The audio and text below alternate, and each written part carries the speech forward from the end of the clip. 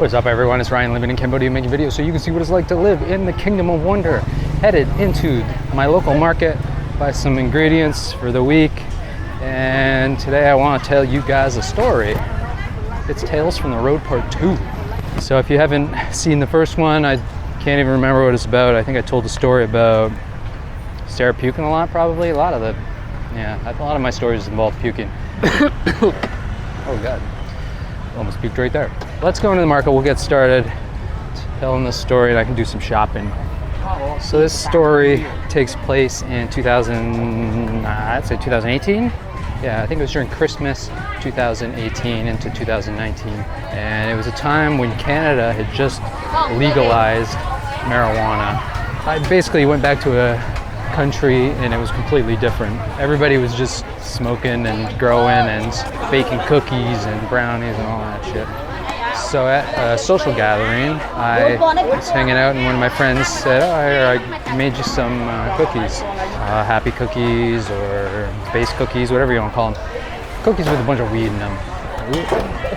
And so I decided I'm going to take them. I'll use them to make the flight home a little bit better. Take them right before I jump on this plane.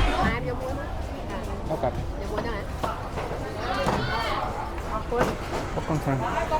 So fast forward a couple days and we're about to get in. Damn. Oh, is it chili pepper or something going on? We're checking into the flight and I figured now's the time to take this thing because if I don't do it now, then I'll have to bring it through security. I don't want to do that. So I decided I'm going to eat this cookie now, and Sarah, being the responsible one, she says no, she's not going to eat one. So I kind of do the math, carry 4, cosine this. Jesus, man. 3.1420, and I decide I'm going to eat 1.5 cookies. Play it safe, don't want to eat both of them. So I munch down these cookies.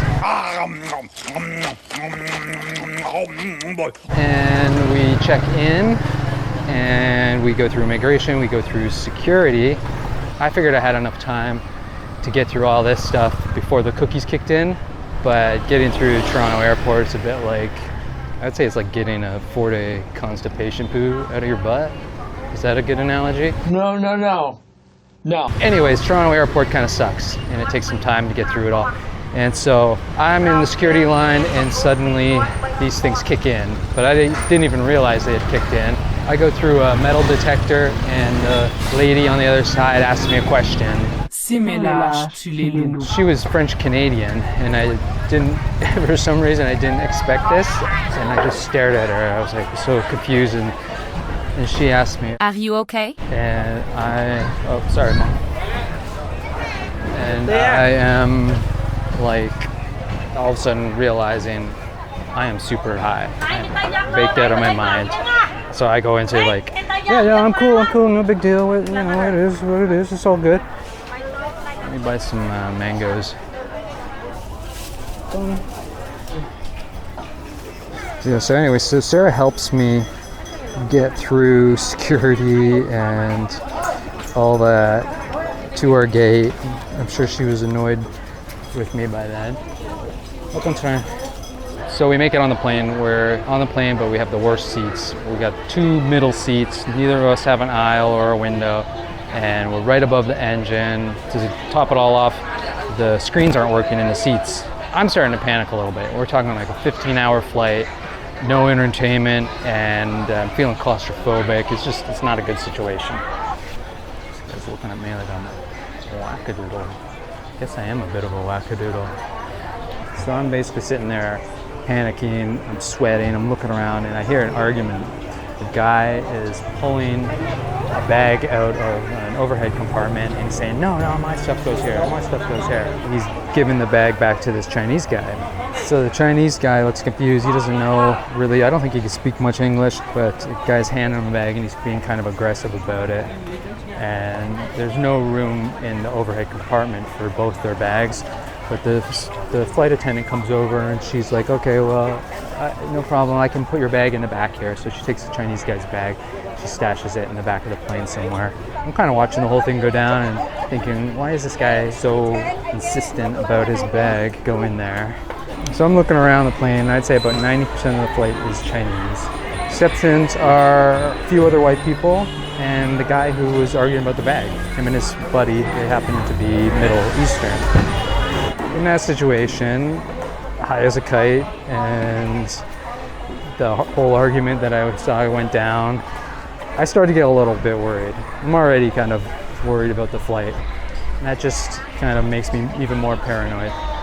Yeah, I'm worried about this bag and the angry, aggressive guy with a beard. And so I tell Sarah, and I'm trying to explain to her what I saw, and she knows I'm high as at this point. She's rolling her eyes at me. She's just basically annoyed by me. I'm like, no, we gotta watch out. I gotta check it out. You gotta make sure, like, you don't know what's going on and all this. And as I'm trying to convince her, and she's trying to convince me to calm down, one of the flight attendants comes walking down the aisle and says, did anybody drop this? Who's dropped this? Hello, has anybody dropped this? And I look, and she's got a ski mask, a full-on ski mask, balaclava, whatever you want to call it, and she's holding it up, trying to look for the owner of it. I'm grabbing Sarah, I'm shaking her. Somebody lost a ski mask, somebody dropped a ski mask. Who needs a ski mask on a flight? This is gonna be a terrorist attack, Sarah. It's a terrorist attack. Basically losing my shit, and I'm thinking, like, is this really happening? Am I just like so stoned out of my mind that I just made this up in my head? And Sarah turns and she looks over at the flight attendant who's holding his ski mask up, and she just looks at me and just starts laughing her ass off. She's losing it in a completely different way than I am, and it kind of knocked me out of what I'm going through, and I just start laughing too. And that's pretty much the story. Hello, can I get this, like, half? Yeah, so no terrorist attack occurred. I think I probably scared them off. They probably saw me and they saw my physique and they knew I was on to them, so they didn't bother to do the terrorist attack. Abort! Abort! We have been identified! Welcome, time. Yeah, we were kind of gold after that. It was an easy flight, lots of movies, ate more snacks than I normally do, but it was pretty good. So the lesson is, yeah, I don't know what the lesson is. Don't eat a bunch of weed cookies before you get on a flight, or don't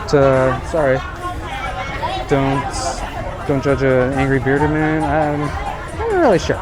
But hopefully you enjoyed the story. Maybe you got something out of it. Hopefully you don't think I'm a racist. If you do, let me know in the comments below. I guess just comment, you're a racist piece of shit, in all caps. And no, don't do that. Please don't do that. I'm gonna get some greens, and I think that's it. And then I'm gonna head home. And thanks for food later. Hello, this is a guy. So thanks for watching, guys. Take care, thunder hair. I'm out.